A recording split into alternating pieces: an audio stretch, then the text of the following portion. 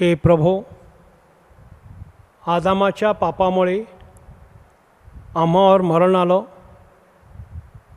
परंतु तुझ्या पुत्राच्या दुःख सहनामुळे आमची मरणांतून सुटका झाली.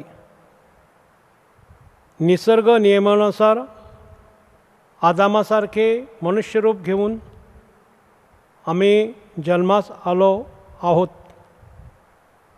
पवित्र करणाऱ्या कृपेच्या सामर्थ्यामुळे आमच्या प्रभूसारखे रूप प्राप्त करून घेण्यास आम्हाला सहाय्य कर. तो सर्व काळ जिवंत राहतोस व राज्य करतोस. आमेन. यशया या पुस्तकातून घेतलेले वाचन. पहा, माझा सेवक सुज्ञतेने वर्तेल, तो थोर व उन्नत होईल, तो अत्युच्च होईल. ज्याप्रमाणे तुला पाहून बहुत लोक चकित झाले, त्याचा चेहरा मनुष्याच्या सारखा नव्हता, त्याचे स्वरूप मनुष्य जातीच्या सारखे नव्हते, इतका तो विद्रूप होता. त्याप्रमाणे तो अनेक राष्ट्रांना दचकायला लावील.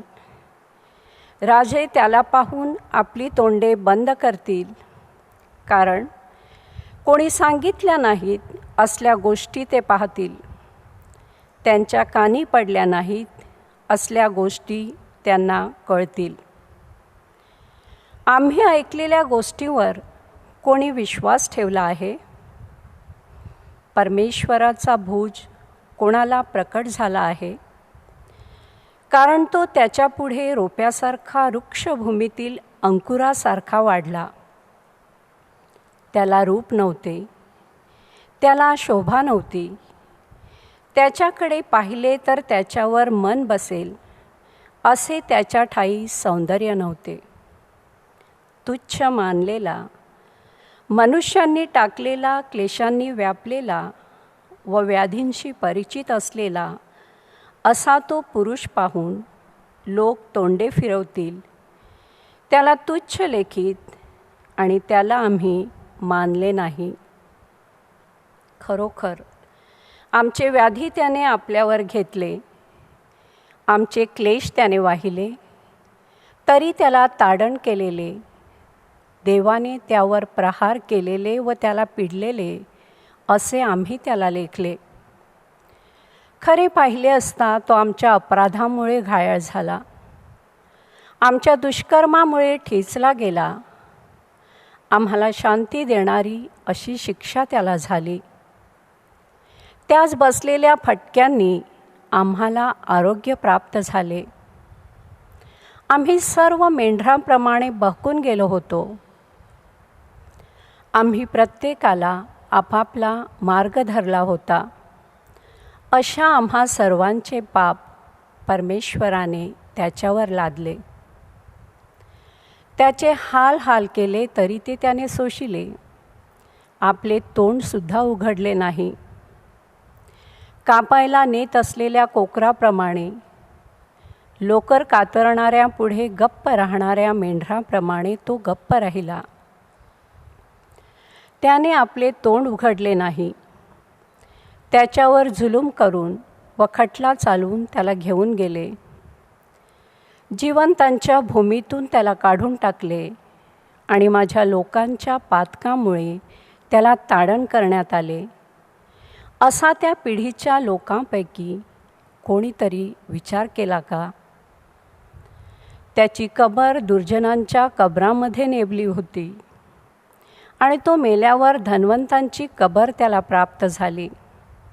तथापि त्याने काही अधर्म केला नव्हता, त्याच्या मुखात काही कपट नव्हते. त्याला ठेचावे असे परमेश्वराच्या मर्जीस आले. त्याने त्याला पिडले. त्याच्या जीवाचे दोषार्पण झाल्यावर तो संतती पाहील, तो दीर्घायू होईल. त्याच्या हातून परमेश्वराचा मनोरथ सफल होईल. त्यांच्या जीवाच्या वेदना सरल्यावर तो त्यांचे फल पाहून समाधान पावेल.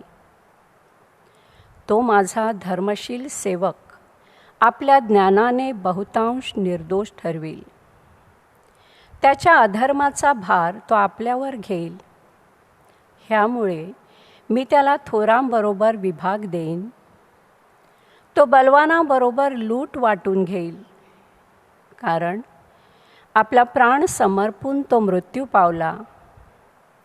त्याने आपणाला अपराध्यात गणवू दिले. त्याने बहुतांचे पाप आपल्यावर घेतले व अपराध्यांसाठी मध्यस्थी केली.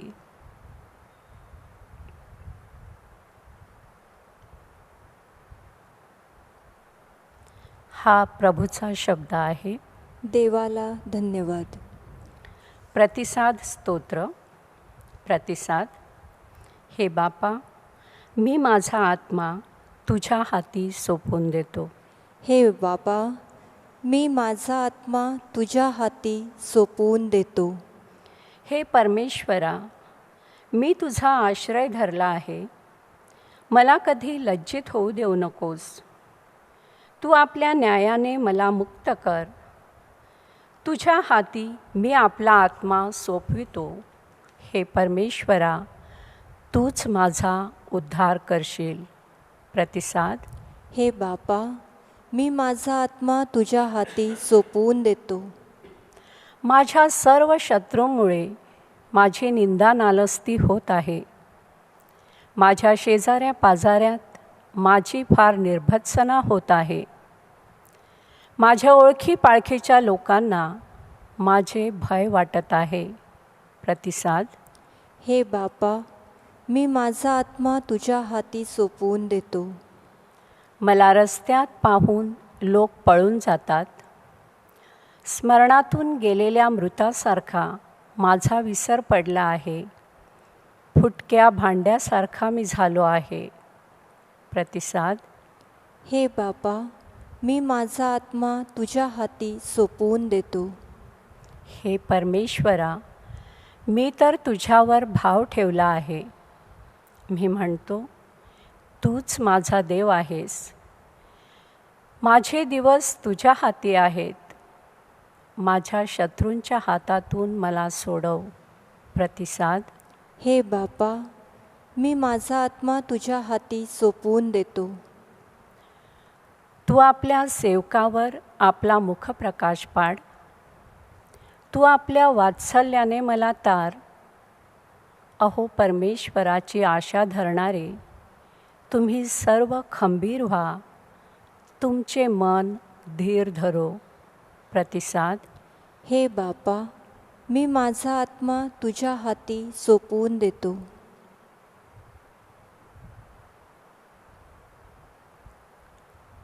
दुसरे वाचन. इब्री लोकांस पत्र यातून घेतलेले वाचन. आकाशातून पार गेलेला देवाचा पुत्र येशू हा थोर प्रमुख याजक आपल्याला आहे. म्हणून आपण जो पत्कर केलेला आहे तो दृढ धरून राहू. कारण आपल्या सर्वांच्या दुर्बलतेविषयी ज्याला सहानुभूती वाटत नाही असा आपला प्रमुख याजक नाही, तर तो सर्व प्रकारे आपल्याप्रमाणे पारखलेला होता, तरीही निष्पाप राहिला. तर मग आपल्यावर दया व्हावी आणि ऐनवेळी सहाय्यासाठी कृपा मिळावी. म्हणून आपण धैर्याने कृपेच्या राजासनाजवळ जाऊ. आपल्याला मरणातून तारायला जो समर्थ आहे, त्याच्याजवळ त्याने आपल्या देहावस्थेच्या दिवसात मोठा आक्रोश करीत व अश्रू गाळीत प्रार्थना व विनवणी केली आणि ती त्याच्या सद्भक्तीमुळे ऐकण्यात आली. तो पुत्र असूनही त्याने जे दुःख सोसले त्यामुळे तो आज्ञाधारकपणा शिकला आणि परिपूर्ण केला जाऊन तो आपल्या आज्ञेत राहणाऱ्या सर्वांचा युगानुयुगीचा तारणाचा कर्ता झाला.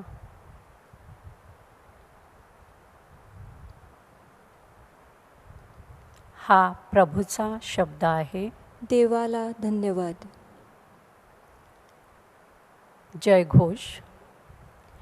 ख्रिस्ताने मरण आणि तेही क्रुसावरचे मरण सोसले, येथपर्यंत आज्ञापालन करून त्याने स्वतःला लीन केले.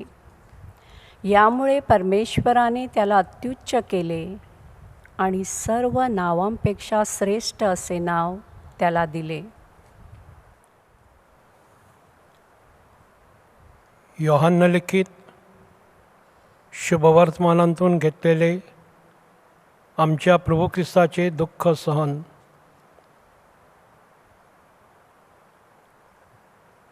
येशू आपल्या शिष्यासह किद्रोन ओहळाच्या पलीकडे गेला.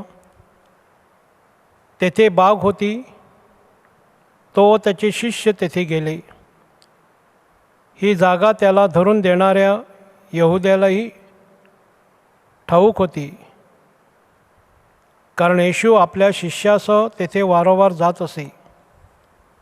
तेव्हा सैनिकांची तुकडी व मुख्य याजक आणि परुषी ह्यांच्याकडचे कामदार मिळाल्यावर यहुदा दिवे, मशाली आणि शस्त्रे घेऊन तेथे आला. आपणावर जे काही येणार ते सर्व जाणून येशू बाहेर आला आणि त्यांना म्हणाला, तुम्ही कोणाला शोधता?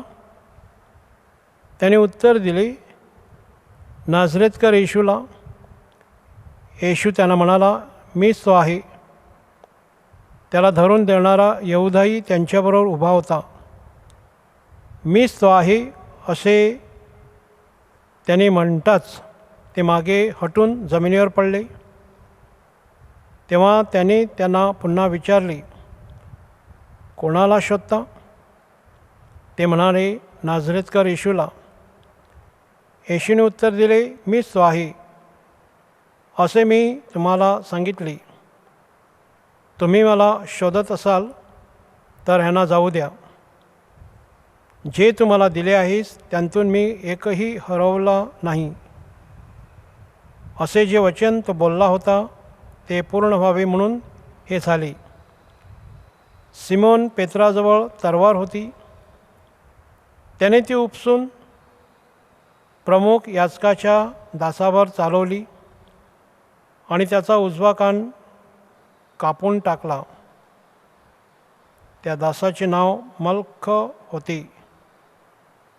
तेव्हा येशू पेत्राला म्हणाला, तलवार म्यानात घाल.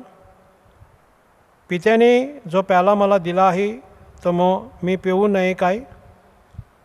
मग सैनिकांची तुकडी, त्याचा सरदार व यहुद्यांचे कामदार यांनी येशूला धरून बांधले.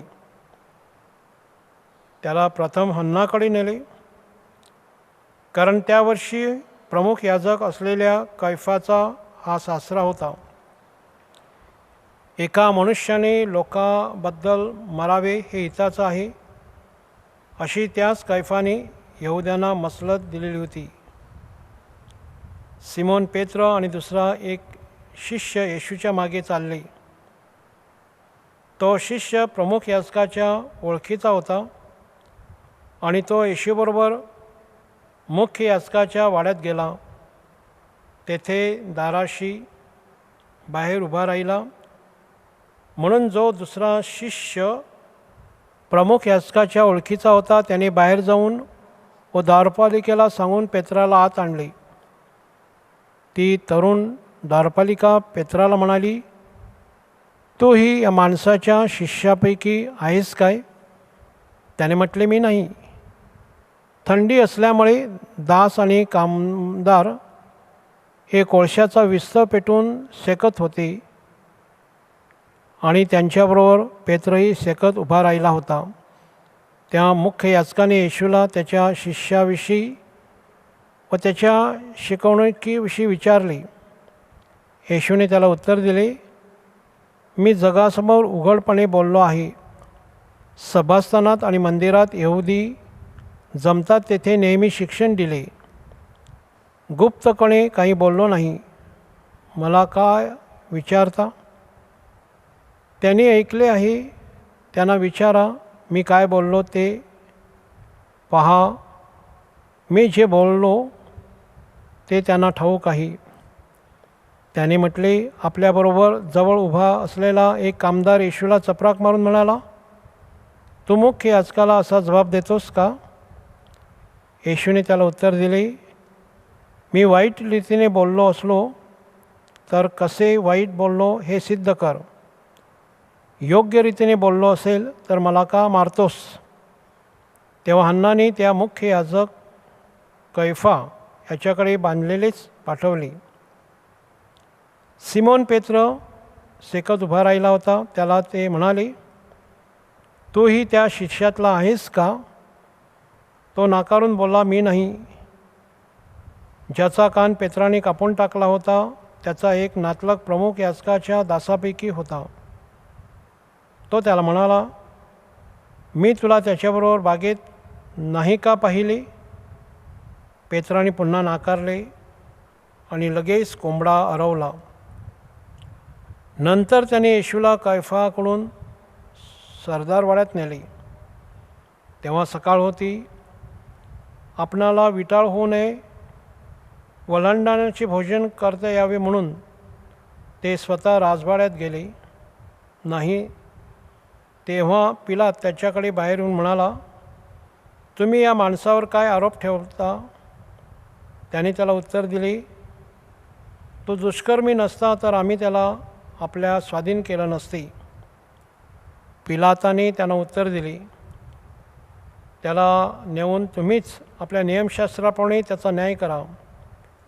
यहुदी त्याला म्हणाले, आम्हाला कोणाचा जीव घेण्याचा अधिकार नाही. आपण कोणत्या रीतीने मरणार हे सुचवतात. येशूने जे वचन सांगितलेले होते ते पूर्णपणे पूर्ण व्हावे म्हणून असे झाले. पिलात पुन्हा राजवाड्यात गेला आणि येशूला बोलावून म्हणाला, तू यहुद्यांचा राजा आहेस का? येशूने उत्तर दिले, आपण स्वतःहून ते म्हणता की दुसऱ्यांनी आपल्याला ह्याविषयी माझ्याविषयी सांगितले? पिलाताने उत्तर दिले, मी यहुदी आहेस काय? तुझ्याच लोकांनी व प्रमुख याजकांनी तुला माझ्या स्वाधीन केले. तू काय केलेस? येशूने उत्तर दिले, माझे राज्य या जगाचं नाही.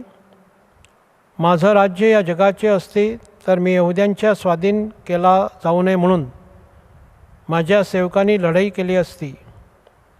परंतु माझं राज्य इथले नाही. पिलात त्याला म्हणाला, तर तू राजा आहेस का? येशूने उत्तर दिले, मी राजा आहे असे आपण म्हणता. मी ह्यासाठी जन्मलो आहे व यासाठी जगात आलो आहे की मी सत्याविषयी साक्ष द्यावी. जो कोणी सत्याचा आहे तो माझी वाणी ऐकतो. पिलात त्याला म्हणाला, सत्य काय आहे? असे बोलून तो पुन्हा यहुद्याकडे बाहेर जाऊन त्यांना म्हणाला, याच्या ठायी मला काही अपराध दिसत नाही.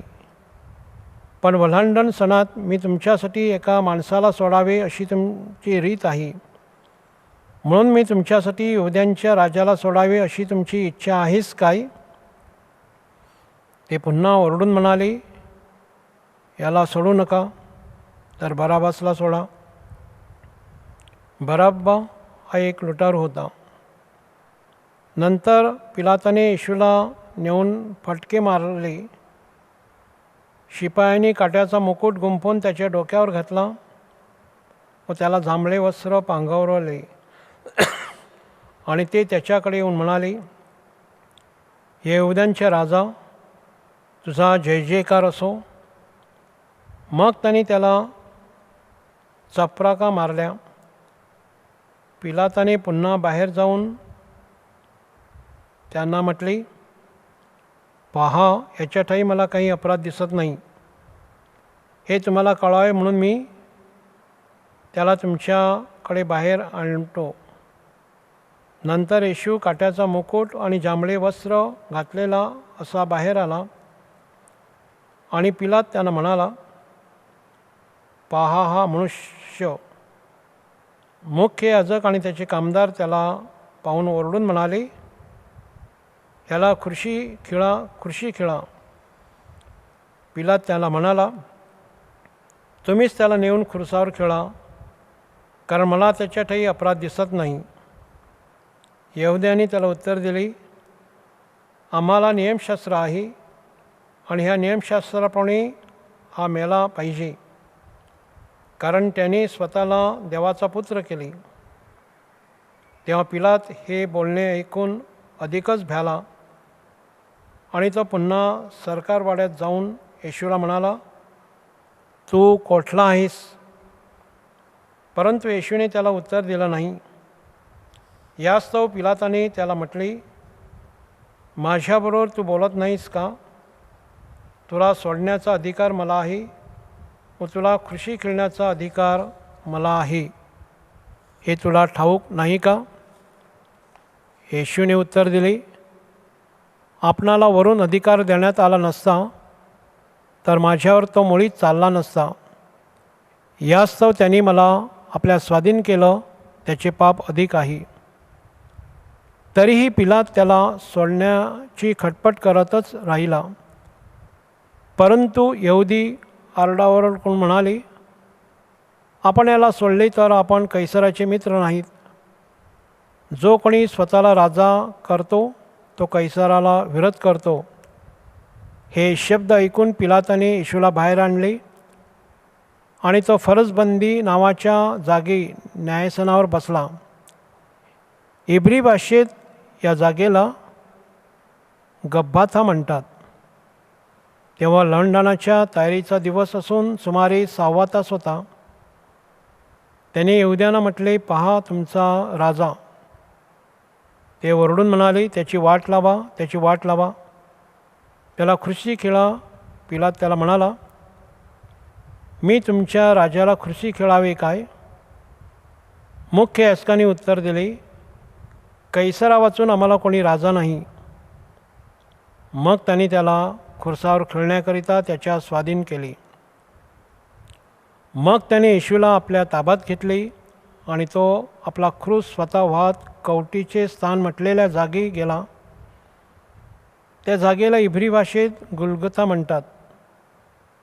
तेथे त्यांनी त्याला व त्याच्याबरोबर दुसऱ्या दोघांना, एकाला एका बाजूला आणि दुसऱ्याला दुसऱ्या बाजूला आणि येशूला मध्ये असे खुर्ची खेळली. पिलाताने पाटी लिहून खुर्सावर लावली. तिच्यावर यहुद्यांचा राजा नाझरेतकर येशू असे लिहिले होते. येशूला खुर्ची खेळले ते स्थळ नगराच्या जवळ होते, म्हणून पुष्कळ यहुद्यांनी ती पाटी वाचली. ती हिब्री, रोमी आणि हेलेननी ह्या भाषेत लिहिलेली होती. यास्तव मुख्य याजक पिलाताला म्हणाले, यहुद्यांचा राजा असे लिहू नका. तर मी यहुद्यांचा राजा आहे असे त्याने म्हटले असे लिहा. पिलाताने उत्तर दिले, मी जे लिहिले ते लिहिले. शिपायाने येऊन येशूला खुर्ची खेळल्यानंतर त्याचे कपडे घेतले आणि एक एक शिपायाला एक एक वाटा असे 4 हिस्से केले. त्याने अंगरखाही घेतला. त्या अंगरख्याला शिवण नसून तो वरपासून खालपर्यंत सबंध विणलेला होता. यास्तव ते एकमेकास म्हणाले, हा आपण फाडू नये तर कोणाला मिळेल हे चिठ्ठ्या टाकून पाहावी. हे ह्यासाठी झाले की त्यांनी माझे कपडे आपसात वाटून घेतले आणि माझ्या वस्त्रावर चिठ्ठ्या टाकल्या. हा जो शास्त्रलेख आहे तो पूर्ण व्हावा, त्याप्रमाणे शिष्यांनी केले. येशूच्या जवळ त्याची आई, त्याची मावशी क्लोपाची पत्नी मरिया आणि मरिया मग्दलेना ह्या उभ्या होत्या. मग येशूने आपल्या आईला व ज्या शिष्यावर त्याची प्रीती होती त्याला जवळ उभे राहिलेले पाहून आईला म्हटले, बाई, पहा हा तुझा मुलगा. मग त्याने त्या शिष्याला म्हटले, पहा ही तुझी आई. आणि त्यावेळेपासून त्या शिष्याने तिला आपल्या घरी ठेवून घेतली. आता पूर्ण झाली हे जाणून येशूने म्हटले, मला तहान लागली आहे. तेथे ठेवलेले एक भांडे होते, म्हणून त्याने भरलेला पंच एजोब झाडाच्या काठीवर बसून त्याच्या तोंडाला लावला. येशूने आम घेतल्यानंतर पूर्ण झाली असे म्हटले आणि मस्तक लावून आपला आत्मा समर्पण केला.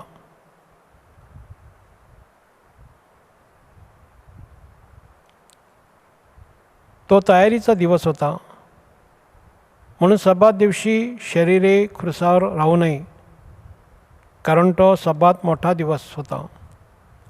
म्हणून त्याचे पाय मोडावे आणि त्यांना घेऊन जावे अशी यहुद्यांनी पिलाताला विनंती केली. मग शिपायाने येऊन त्याच्याबरोबर क्रूसावर खेळलेल्या पहिल्याचे आणि दुसऱ्याचे पाय मोडले. परंतु येशूजवळ आल्यानंतर तो मरून गेलेला आहे असे पाहून त्यांनी त्याचे पाय मोडले नाहीत.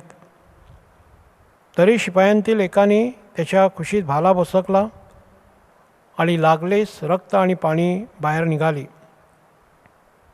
त्याने पाहिले, त्याने साक्ष दिली आहे, त्याची साक्ष खरी आहे व आपण खरे बोललो हे त्याला ठाऊक आहे, यासाठी की तुम्ही विश्वास ठेवावा.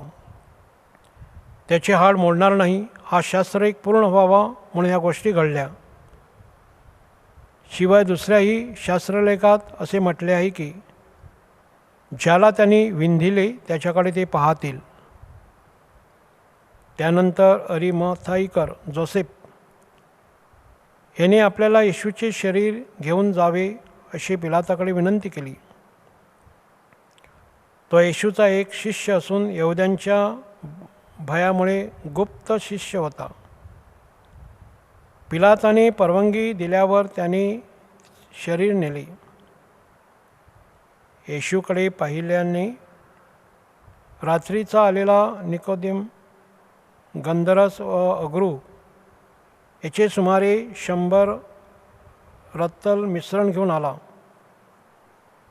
त्याने येशूचे शरीर घेऊन यहुद्यांच्या उत्तर कार्याच्या रीतीप्रमाणे सुगंधित द्रव्यासहित तागाच्या वस्त्राने गुंडाळली. त्याला खुर्शी खेळलेले होते. त्या ठिकाणी एक बाग असून तिच्यात एक नवीन कबर होती. तिच्यामध्ये त्यावेळेपर्यंत कोणालाही ठेवलेले नव्हते. तो यहुद्यांच्या तयारीचा दिवस असल्यामुळे आणि ती कबर जवळ असल्यामुळे त्याने येशूला तेथे ठेवले.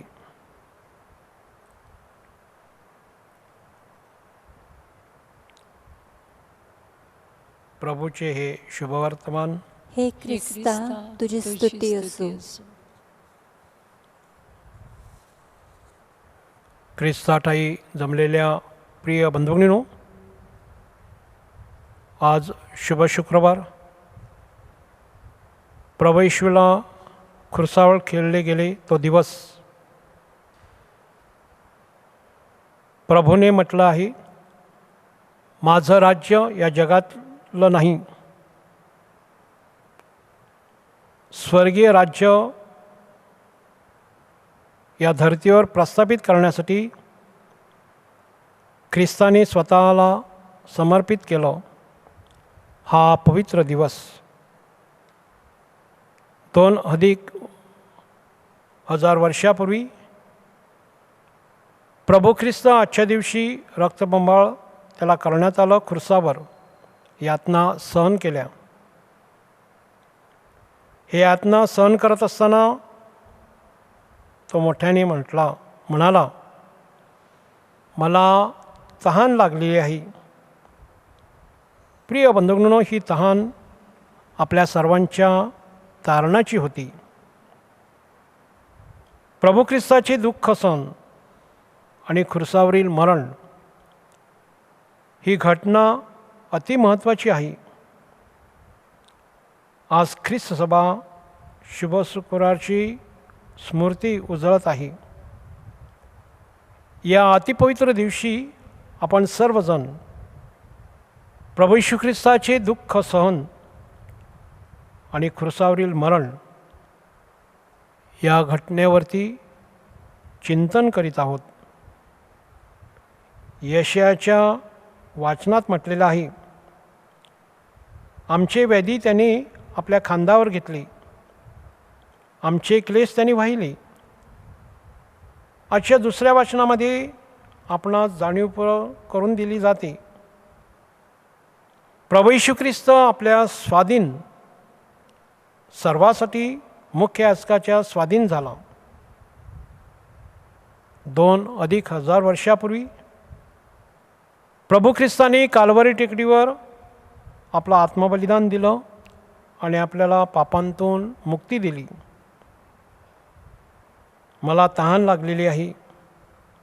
ही तहान प्रिय बंधूंनो आपल्या तारणाची होती, आपल्या मुक्तीची होती, आपल्याला पापापासून सुटका करण्याची होती. तो खुर्सावर विव्हळत असताना त्याने आपल्या वैऱ्यांना क्षमा केली.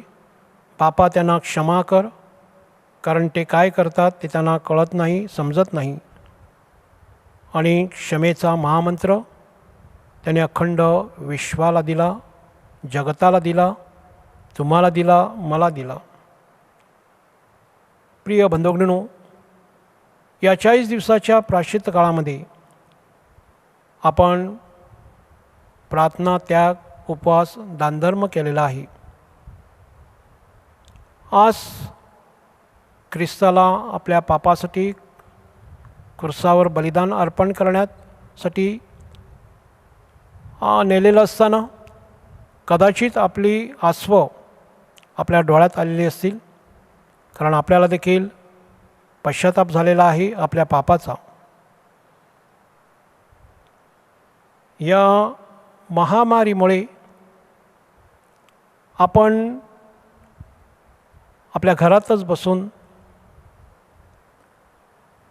या दुःख सणावरती मननचिंतन केलेलं आहे, कारण आपल्यापैकी बऱ्याच जणाला मिसाला यायची इच्छा होती, ख्रिस्ताच्या वाटे सहभागी होण्याची इच्छा होती, परंतु आपल्याला येता आलं नाही. आपल्या आजारामुळे, आपल्या वयामुळे किंवा आपल्या इतर कमकुवतपणामुळे. परंतु देवाला ते सर्व ठाऊक आहे. आपण घरीच बसून पश्चाताप केलेला आहे. आज आपण ख्रिस्ताच्या दुःख सणात सहभागी झालेलो आहोत. ख्रिस्ताचं दुःख, मरण, यातना आणि त्याचं सजीवता या आपल्या जीवनाचा एक अविभाज्य भाग बनावा आणि त्याद्वारे आपल्याला पापाची क्षमा करण्यासाठी प्रभू परमेश्वराने अधिक स्पर्श करावा.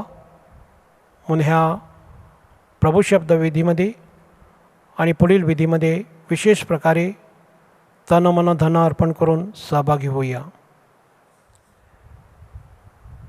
प्रिय बंधुभगिनींनो, आता सामान्य हेतूसाठी प्रार्थना केली जाईल. मी हेतू आपल्या समोर जाहीर करीन, तेव्हा ह्या हेतूसाठी आपण मुक प्रार्थना करावी ही आपणास नम्र विनंती. ख्रिस्त सभेसाठी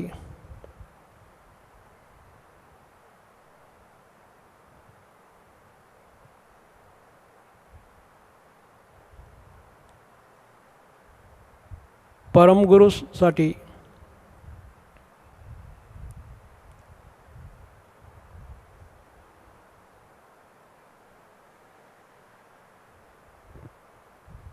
ख्रिस्त सभेच्या याजक वर्ग आणि ख्रिस्ती लोक यासाठी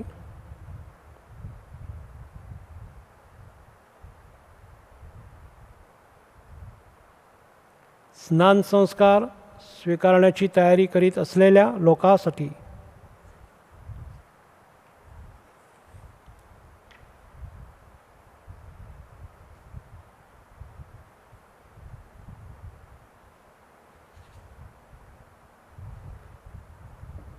ख्रिस्ती लोकांच्या ऐक्यासाठी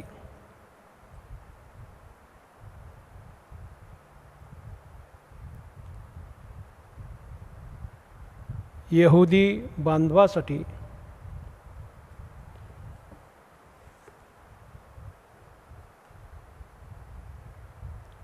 ख्रिस्तावर श्रद्धा न ठेवणाऱ्या लोकांसाठी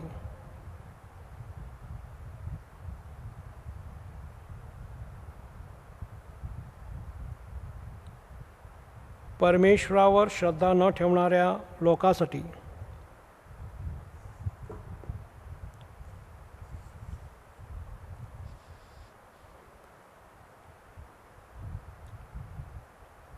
सार्वजनिक सेवा पदावर असलेल्या व्यक्तीसाठी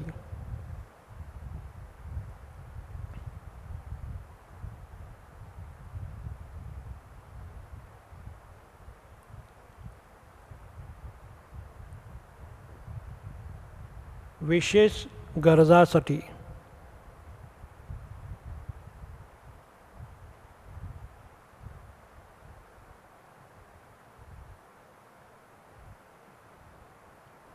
हे सर्वसमर्थ परमेश्वर, तू थकलेल्यांना बळ आणि निराश झालेल्यांना धीर देतोस. आपल्या अडचणीत तुझा धावा करणाऱ्या लोकांच्या मदतीला धावून ये. ही प्रार्थना मी आमच्या प्रभू ख्रिस्ताद्वारे करतो. आमेन.